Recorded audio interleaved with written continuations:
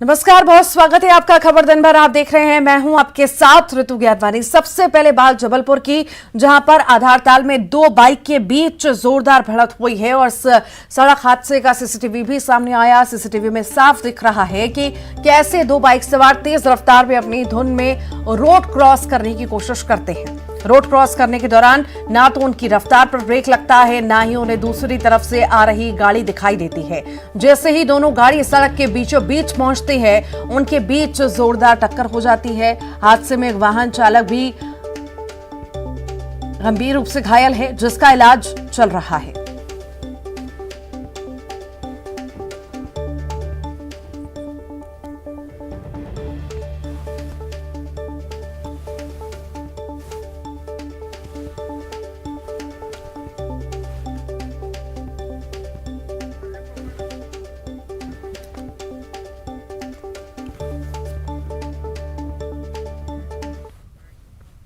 इंदौर में bus stand के पास के बस में आग लगने से अफरा तफरी मच गई। राहत की बात यह रही कि सभी यात्रियों को सुरक्षित बाहर निकाल लिया गया। फायर ब्रिगेड ने कड़ी मशक्कत के बाद आग पर काबू पाया। इस हादसे में किसी तरह की कोई जनहानि नहीं हुई है।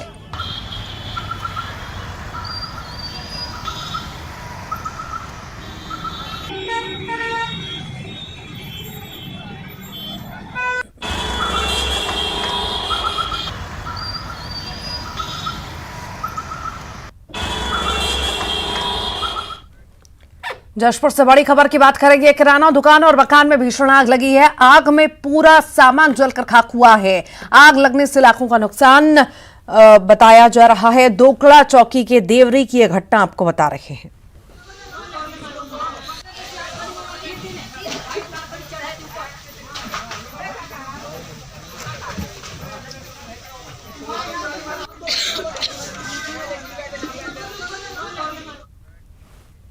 दिल्ली से इस वक्त की बड़े खबर की बात करेंगे। आयकर विभाग और नोएडा पुलिस का बड़ा ऑपरेशन। करोड़ों की लेन देन मामले में 8 संदिग्ध हिरासत में लिए गए हैं। चेक के बदले कैश देने वाली स्कीम का खुलासा हुआ है। 8 संदिग्धों से पुलिस पूछताछ कर रही है। इसमें इंदौर का एक संदिग्ध भी शामिल है।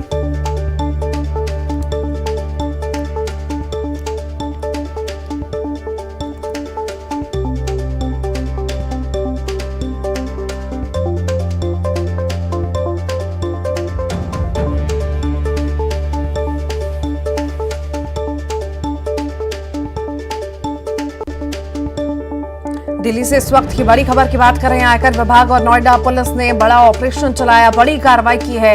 करोड़ों के लेन देन मामले में 8 संदिग्धों को हिरासत में लिया है। चेक के बदले कैश देने वाली स्कीम का खुलासा हुआ है इस ऑपरेशन में।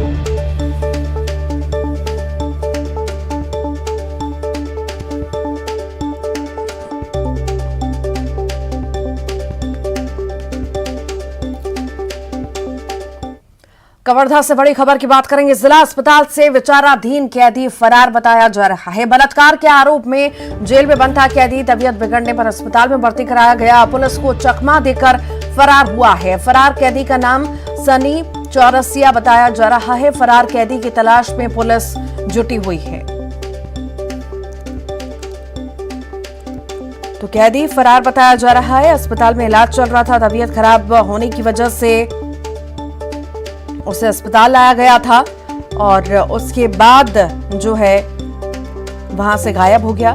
फिलहाल पुलिस पूरे मामले की जांच पड़ताल कर रही है।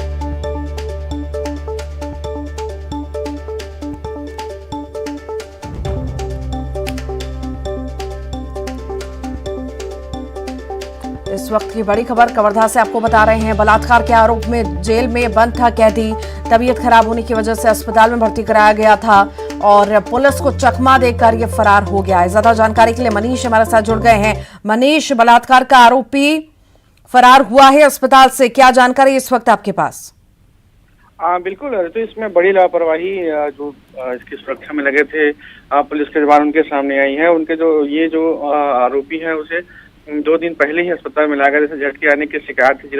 जिला जेल है और वहाँ पे विचाराधीन कैदी बंद था। इसकी तबीयत बिगड़ने की शिकायत पर अस्पताल लाया गया था और आज शाम को ये जो है बाथरूम जाने के बहाने बाहर निकला था और इसी की इसमें लापरवाही ये आई कि इसकी हथकड़ी खोल के जो है जवान वो उसे बाहर ला रही थी। इसी अंधेरे का फायदा उठाकर वो उन जवानों को धक्का देकर वहां से भाग निकला है और अभी तक इसकी किसी तरह से कोई जानकारी नहीं मिल पाई है। पुलिस जो है खोजबीन कर रही है, जगह जगह नाकेबंदी की जा रही है। कोतवाली पुलिस इसमें हर तरह से प्रयास कर रही है, लेकिन जो अभी तक जो इसमें सफलता नहीं मिल पाई है और इसमें जवानों की जो है वो लापरवाही साफ तौर पर देखी जा रही है। और ये विचाराधीन कैदी जो है वो सनी चौरसी इसका नाम है, जो फतेहाबाद जिला आगरा उत्तर प्रदेश का रहने वाला था। इसमें जो खुगदुर पुलिस है इसने इसे धारा 373 के तहत जो है गिरफ्तार करके लाई थी और ये जिला जेल में बंद था और उसे तबीयत बिगड़ने पर अस्पताल लाया गया था। रितु, ठीक, बहुत शुक्रिया।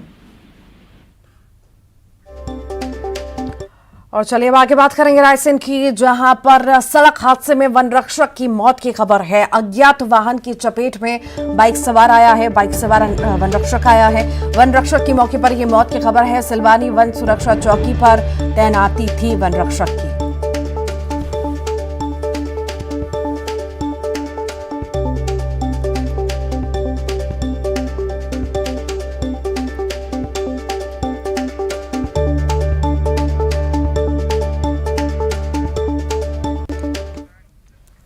और जैसे जैसे राहुल गांधी के भारत जोड़ो यात्रा के एमपी में प्रवेश की तारीख करीब आ रही है, वैसे वैसे प्रदेश कांग्रेस की सक्रियता में भी इजाफा दिखाई दे रहा है। अब तो राहुल गांधी की यात्रा में शामिल होने के लिए कांग्रेस नेता अभी से पदयात्रा की प्रैक्टिस करने में जुटे हुए हैं। देखिए,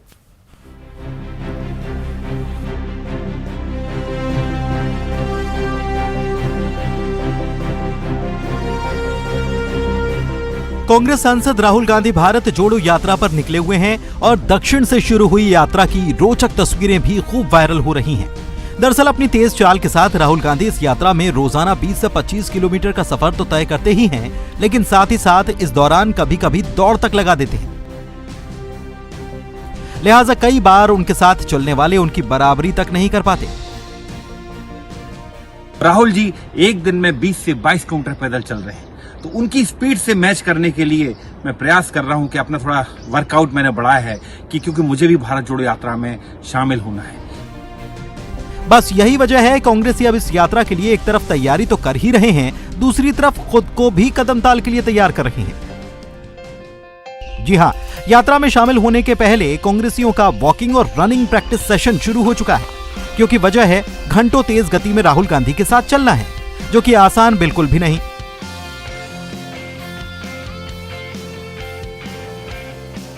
तभी तो विधायक हों या प्रवक्ता लग गए हैं खुद को यात्रा के लिए फिट करने में और वीडियो बनाकर अपने ही साथियों को प्रेरित करने के साथ साथ यात्रा के लिए माहौल भी बना रहे हैं। वैसे तो मेरा रोज का ये रूटीन है सालों का कि मैं रोज सुबह 6-7 बजे आकर यहाँ लगभग 5 से 6 किलोमीटर रोज वॉक करता हूँ, जॉगिंग करता हूँ। लेकिन अब मैं अपने स्टेमिना को थोड़ा बढ़ाने का प्रयास कर रहा हूँ, क्योंकि राहुल जी की भारत जोड़ो यात्रा मध्य प्रदेश में प्रवेश करने वाली है और राहुल जी एक दिन में 20 से 22 किलोमीटर पैदल चलते हैं। मैं कोशिश कर रहा हूं क्योंकि राहुल जी की स्पीड से हमको मैच करना है।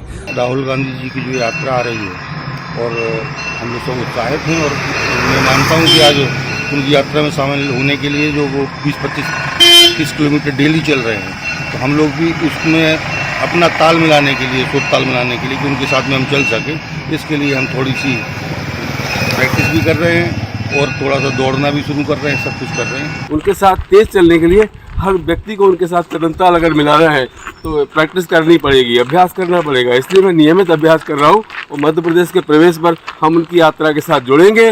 राहुल जी रोज 20 से 25 किलोमीटर चल रहे हैं और उनकी स्पीड से मैच करने के लिए अपना स्टेमिना बढ़ाने का प्रयास कर रहा हूँ। फिलहाल राहुल गांधी की यात्रा को मध्य प्रदेश आने में 10 दिनों का वक्त बचा है, लेकिन जिस तरह से राहुल गांधी तेजी के साथ कदम बढ़ा रहे हैं, उसको देखकर कांग्रेस नेताओं ने भी राहुल गांधी के साथ कदमताल करने की प्रैक्टिस तेज कर रखी है। बुंदेलखंड हो या चंबल या फिर नर्मदापुरम संभाग, हर तरफ से पार्टी नेता, पूर्व विधायक, वर्तमान विधायक और प्रवक्ता सभी दिन भर के कामकाज को निपटाने के बाद प्रैक्टिस करने में लगे हैं और खुद को फिट कर रहे हैं। राहुल गांधी की पदयात्रा में शामिल होने के लिए कांग्रेस नेता भी वर्कआउट कर रहे हैं, अपने आप को फिट बनाने की कोशिश कर रहे हैं ताकि राहुल गांधी के साथ वो कदम ताल कर सकें, क्योंकि राहुल गांधी अपनी यात्रा के दौरान कभी दौड़ लगाने लगते हैं, कभी पुशअप लगाने लगते हैं और कभी तेज गति के साथ चाल चलने लगते हैं। तो ऐसे में कांग्रेस के नेता अपने आप को भी फिट बनाने की कोशिश में हैं ताकि वो राहुल गांधी की यात्रा में जब शामिल हों तो उनके साथ पूरी तरीके से कदम ताल से कर सकें। यहाँ पर आप देख सकते हैं कि जो तमाम कार्यकर्ता हैं जिन्होंने राहुल गांधी की यात्रा में शामिल होने का फैसला किया है, जो यात्रा में कुछ घंटों के लिए शामिल होंगे, कुछ दिनों के लिए शामिल होंगे, वो लोग इस तरीके से अपने आप को फिट बनाने की कोशिश कर रहे हैं। हम लोग डेली अपना पैदल चलने की प्रैक्टिस कर रहे हैं और भी फिटनेस के कर रहे हैं जिससे हम उनके साथ चलने की कोशिश कर पाएँ, क्योंकि हालांकि उनका जेड सिक्योरिटी का घेरा है, नहीं संभव है, पर उनके पीछे भी यदि हम चलते हैं और लोगों को जोड़ते हैं जिससे उनका जो संदेश है हम युवाओं के द्वारा चाह रहे हैं कि ज़्यादा से ज़्यादा फैला सकें। तो 13 दिन जो है मध्य प्रदेश से होकर पूरी ये यात्रा गुजरेगी, लेकिन उस दौरान जो राहुल गांधी मध्य प्रदेश के अलग अलग हिस्सों से होकर पैदल यात्रा करते हुए गुजरेंगे, तो जो नेता और कार्यकर्ता इस यात्रा में शामिल होंगे वो भी राहुल गांधी के साथ उन्हीं की तरह तेज गति के साथ चल सकें, उसको लेकर अब जो है कांग्रेस के नेता और कार्यकर्ता खुद को फिट बनाने की कोशिश कर रहे हैं। कैमरा पर्सन मोहसिन के साथ अनुराग श्रीवास्तव, न्यूज़ 18 भोपाल। बाल कांग्रेस के मेंटर बने कमलनाथ बैठक को संबोधित करते हुए मार्मिक हो गए। उन्होंने कहा कि गूगल से भविष्य, रोटी और रोजगार डाउनलोड नहीं कर सकते। स्कूल के बाहर के बाद भी एक क्लासरूम होता है जो जिंदगी भर ज्ञान सिखाता है। कमलनाथ ने बाल कांग्रेस को संविधान पढ़ने और समाज को बांटने की राजनीति समझने की सलाह दी। कि आप आज की जो नई पीढ़ी है हमारे सामाजिक मूल्यों से थोड़ा हट रही है। गूगल ठीक है, इंटरनेट ठीक है, पर गूगल से आप अपना भविष्य डाउनलोड नहीं कर सकते, रोटी नहीं डाउनलोड कर सकते, रोजगार नहीं डाउनलोड कर सकते। और आप स्कूल में तो शिक्षा प्राप्त करते हैं, पर ज्ञान जिंदगी भर प्राप्त करना पड़ता है। सबसे बड़ा क्लासरूम जो है वो क्लासरूम के बाहर है, ये याद रखना। अभी भी मैं ज्ञान प्राप्त करता रहता हूं, ये तो पूरी जिंदगी चलेगा। आप कैसे ज्ञान के भूखे बनिए, आपको ज्ञान की भूख हो और आपको ज्ञान की भूख होगी तभी आपका जीवन सफल होगा। रायपुर लौटे सीएम भूपेश बघेल हिमाचल दौरे से लौटे हैं और हिमाचल में अब बनेगी सरकार। सीएम भूपेश बघेल ने कहा सीएम रमन सिंह पर भी निशाना साधा। पूर्व सीएम रमन सिंह पर कई सारे गंभीर आरोप लगाए। उत्तराखंड के गढ़मुक्तेश्वर में रिजॉर्ट किसका है, उनकी और उनके बेटे की संपत्ति कई गुना कैसे बढ़ी और नान घोटाले में सीएम मैडम कौन, ईडी इसकी जांच क्यों नहीं करती। भानुप्रतापपुर में कांग्रेस की जीत होगी, आदिवासियों को उनका हक मिलकर रहेगा। ये सारी बातें सीएम भूपेश बघेल द्वारा कही गई हैं। हिमाचल में आज चुनाव प्रचार सब थम गया है। डोर टू डोर कैंपेनिंग शुरू हो गया है। परसों मतदान होगा और जिस प्रकार से वहाँ कांग्रेस के कार्यकर्ताओं ने, नेताओं ने, प्रियंका जी ने जो मेहनत की है उससे लग रहा है कि हिमाचल में कांग्रेस की सरकार बनेगी। रमन सिंह जी से मैं कुछ सवाल पूछना चाहता हूँ। जो कहते हैं कि सीएम जो है वो चिंतामणि है, तो सीएम मैडम कौन है? और यदि चिंतामणि है तो रमन सिंह ये बताए कि उसको आरोपी क्यों नहीं बनाया गया? यदि सीएम सर का अर्थ चिंतामणि है तो उसे आरोपी क्यों नहीं बनाया गया? और उसके नाम से न्यायालय में जो दस्तावेज प्रस्तुत किया गया उसमें उसका उल्लेख क्यों नहीं है? नान घोटाले के बारे में मैं पहले ही कहा था, इसकी जांच क्यों नहीं करते ईडी वाले? मनी लॉन्ड्रिंग तो हुआ है और सीएम सर और सीएम मैडम का नाम है, क्यों इसकी जांच नहीं करते? क्यों 6,000 साढ़े 6,000 करोड़ के राशि छत्तीसगढ़ की जनता को लूट के भाग गया? जो कार्यालय बंद थे उसे फिर से शुरू करवाया गया, किसके आदेश पे हुआ? और दूसरी बात यह है कि हम आदिवासी हितों के बारे में पहले ही बोले हैं कि उनका जितना प्रतिशत है, जितनी जनसंख्या है, जितना संविधान में उसको अधिकार मिला है वो मिल के रहेगा। भानुप्रतापपुर विधानसभा हमारी परंपरागत सीट है और हमें पूरा विश्वास है कि वहाँ मतदाता सरकार के कार्यों पर विश्वास व्यक्त करेगी और हमें वो जिताएगी। बिलासपुर में कल होने वाली मेहतारी हुंकार रैली में महिलाएं प्रदेश सरकार के खिलाफ हुंकार भरेंगी। आंदोलन में प्रदेश भर से 1 लाख महिलाओं के पहुंचने का दावा किया जा रहा है। शराबबंदी, महिला अपराध के बढ़ते मामले, स्व सहायता समूह की महिलाओं का कर्जा माफ जैसे मुद्दों को लेकर भाजपा राज्य सरकार के खिलाफ हुंकार भरेगी। बीजेपी के इस आंदोलन को सफल बनाने के लिए केंद्रीय मंत्री स्मृति ईरानी भी महारैली में शामिल होने जा रही हैं। पटेल मैदान जगमल चौक से महारैली की शुरुआत होगी, जिसके बाद दयालबंद गांधी चौक, जूना, बिलासपुर, कोतवाली चौक, सदर बाजार होते हुए भाजपा की महारैली नेहरू चौक पहुंचेगी। यहां चौक में सभा होगी, जिसमें भाजपा के दिग्गज राज्य सरकार के खिलाफ हुंकार भरेंगे। हुंकार रैली के पहले निकाली गई मशाल रैली, तो वहीं बीजेपी की मेहतारी रैली पर सीएम भूपेश बघेल ने निशाना साधा। उन्होंने कहा कि केंद्रीय मंत्री स्मृति ईरानी रमन सिंह से पूछें कि गर्भाशय, आंख फोड़वा, नसबंदी कांड का क्या हुआ। दूध का दूध और पानी का पानी हो जाएगा। महिलाओं की सम्मान, सुरक्षा और अधिकारों को लेकर भाजपा महिला मोर्चा के द्वारा बिलासपुर न्यायधानी में महिलाओं को न्याय दिलाने के लिए एक जन विशाल रैली महतारी हुंकार का आयोजन होने वाला है, जो कि 11/11/22 को होगा, समय 11 बजे बिलासपुर में। इस जन आक्रोश रैली में पूरे प्रदेश भर की 1 लाख महिलाएं इकट्ठा हो रही हैं, जो कि भूपेश सरकार को एक अंतिम चुनौती होगी। इस सभा को संबोधित करने के लिए और महिलाओं की आवाज को बुलंद करने के लिए हमारी केंद्रीय मंत्री श्रीमती स्मृति ईरानी, राज्यसभा सांसद संगीता यादव व विधायक निशा सिंह जी भी पहुंचेंगी। अच्छा, कल आ रहे हैं, बहुत अच्छी बात है। थोड़ा रमन सिंह जी पूछ लीजिए, गर्भाशय कांड का क्या हुआ, अखोड़वा कांड का क्या हुआ, जो नसबंदी कांड का क्या हुआ, इसके बारे में थोड़ा पूछ लीजिए। मीना खलको के बारे में क्या हुआ, इसके बारे में पूछ लीजिए, तो दूध का दूध और पानी पानी हो जाएगा। वो राजनीतिक दल के लोग हैं, कार्यक्रम करना चाहते करें, अच्छी बात है। छत्तीसगढ़ दौरे पर पहुंची सांसद रंजीत रंजन के बयान पर सियासत गर्मा गई है। नक्सलियों को लेकर रंजीत रंजन ने कहा कि सभी नक्सली गलत नहीं होते, बहुत लोग उनके नाम से दुकानें चला रहे हैं। नक्सली भी इंसान है, हम भी इंसान हैं। छत्तीसगढ़ में नक्सलवाद शांत हो चुका है, लेकिन कुछ लोग शांत जगह को अशांत करने में लगे हुए हैं। तो वहीं कांग्रेस सांसद के इस बयान पर बीजेपी ने जमकर निशाना साधा। मैं ये कहूँगी कि सारे नक्सलवाद जो है और नक्सली लोग गलत नहीं होते, ख़राब नहीं होते, और बहुत लोगों को मिसयूज़ किया जाता है और बहुत लोग उनके नाम से अपनी दुकानें चला रहे होते हैं। तो बहुत सारी बातें हैं, और डर किसका, वो भी व्यक्ति है, हम लोग भी व्यक्ति हैं। उनकी कुछ डिमांड थी, और मुझे लगता है कि अब तो बस्तर में और छत्तीसगढ़ में जितना नक्सल प्रभावित एरिया है तकरीबन शांत हो चुका है, और आगे भी हम लोग होप रखते हैं।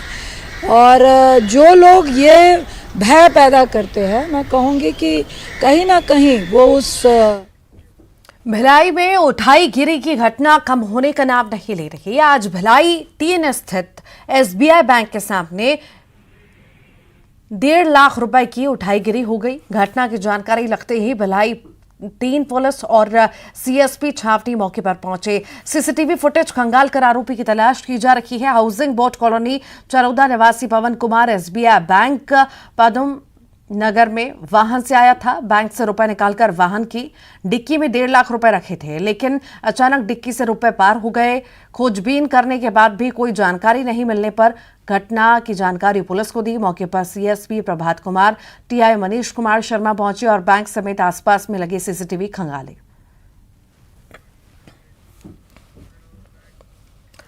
आपको याद होगा, हाल ही में पेंच टाइगर रिजर्व में काले रंग का तेंदुआ नजर आया था, जिसने लोगों को जंगल बुक के बगीरा की याद ताजा करा दी थी। लेकिन अब छत्तीसगढ़ के जंगलों में भी कुछ ऐसा नजर आया है जिसे देखकर शायद पहली बार यकीन ही ना हो, लेकिन ये सच है। जी हां, यहां नजर आया है सफेद भालू। देखिए।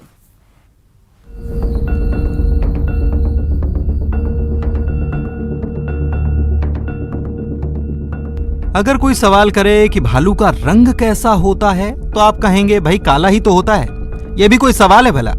लेकिन सवाल जवाब के अगले क्रम में अगर सफेद भालू को लेकर सवाल होगा तो आप कहेंगे अरे वो तो ठंडी जगहों पर ही होता है, उसे पोलार बियर भी कहते हैं। आपका जवाब सही भी होगा, लेकिन अगर हम कहें कि छत्तीसगढ़ के जंगल में दिखा है सफेद भालू तो पहली बार में यकीन ही नहीं होगा। लेकिन तस्वीरें जो आप देख रहे हैं वो छत्तीसगढ़ के मरवाही के जंगल की ही हैं, जहां भालुओं में दिखा ब्लैक एंड व्हाइट का कॉन्ट्रास्ट। जानकार बताते हैं कि क्षेत्र में पहले भी सफेद भालू देखे जाने की पुष्टि हो चुकी है, लेकिन चूंकि आजकल हर किसी के हाथ में मोबाइल होता है तो तस्वीर भी सामने आ जाती है। वैसे इसके पहले क्षेत्र में साल 2020 में आखिरी बार सफेद भालू नजर आया था। अब सफेद भालू यहाँ आया कैसे, या भालू काले से सफेद कैसे हो गया, आइए इसके पीछे का विज्ञान समझ लेते हैं। सफेद भालू के पाए जाने का इस कारण ये है कि ल्यूसिज्म एक वैज्ञानिक टर्मिनोलॉजी है जिसके तहत शरीर में कलर बनाने वाले पिगमेंटेशन अगर कम होते हैं तो ऐसी स्थिति में उसे ल्यूसिज्म कहा जाता है। ये ल्यूसिज्म चिड़ियों में, सांपों में, यहाँ तक कि मनुष्यों में भी पाया जाता है। तो एक तरह से हजारों में से किसी एक प्रजाति में, हजारों में से एक जानवर में ऐसा रंग दिखाई पड़ता है। अच्छा, मरवाही में कितने सफ़ेद भालू होंगे, इसकी कोई जानकारी? ऐसी कोई खास गणना कभी की नहीं जा सकती है क्योंकि ये हजारों में एक होता है और ना वन विभाग के पास इसका कोई प्रमाणित डाटा है, ना इस तरह से कलेक्शन किया जा सकता है। हालांकि पिछले कई समय से सफ़ेद कौवा और गिलहरी और इस तरह की सफ़ेद अहिरात सांप भी यहाँ पर देखा गया है। तो ये हजारों में से एक होता है, तो इनका रिकॉर्ड रखना काफ़ी मुश्किल होता है। तो आप भी समझ गए होंगे कि भालू सफेद कैसे हो गया। बहरहाल मरवाही के जंगल में सफेद भालू के दिखने के चर्चे इन दिनों जिले ही नहीं बल्कि पूरे प्रदेश में है, और ये सुंदर सा नन्हा सा व्हाइट बियर इन दिनों सबको लुभा रहा है। Subir Chaudhary, news 18, Marwahi. T20 world cup का फाइनल मुकाबला रविवार को पाकिस्तान और इंग्लैंड के बीच खेला जाएगा। आज दूसरे सेमीफाइनल में इंग्लैंड ने भारत को 10 विकेट से करारी शिकस्त दी और 4 ओवर रहते ही इंग्लैंड ने 10 विकेट से यह मुकाबला जीत लिया। इस तरह दूसरे सेमीफाइनल में हार के बाद टीम इंडिया का वर्ल्ड कप जीतने का सपना चकनाचूर हो गया और 15 साल का इंतजार और लंबा हो गया।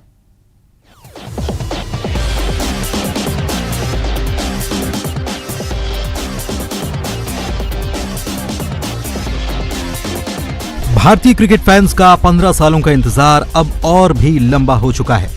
वजह है एडिलेड में खेले गए सेमीफाइनल मैच में इंग्लैंड की भारत पर जीत। गुरुवार को खेले गए T20 वर्ल्ड कप के दूसरे सेमीफाइनल में भारत का मुकाबला अंग्रेजी टीम से हुआ और टीम इंडिया के फैंस को उम्मीद थी कि मैच में भारतीय टीम लगान जरूर वसूल करेगी।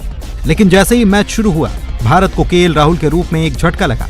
हालांकि कप्तान रोहित शर्मा जरूर पिच पर कुछ देर के लिए टिके, लेकिन वो भी T20 टाइप बल्लेबाजी करने में फेल साबित हुए। हालात ये हो गए कि 2 विकेट गंवाने के बाद 10 ओवर में टीम इंडिया का स्कोर 62 रन पर ही था। हालांकि विराट कोहली ने जरूर टीम के लिए रन जोड़े और अर्धशतक लगाया, लेकिन उनकी गति भी ज्यादा तेज नजर नहीं आई। 50 बनाते ही वो भी पवेलियन लौट गए। वहीं फैंस की उम्मीदों का सूर्य भी आज चमक नहीं पाया। स्काई के नाम से मशहूर और 360 डिग्री शॉट के लिए जाने जाने वाले सूर्य कुमार यादव 14 रनों पर ही आउट हो गए।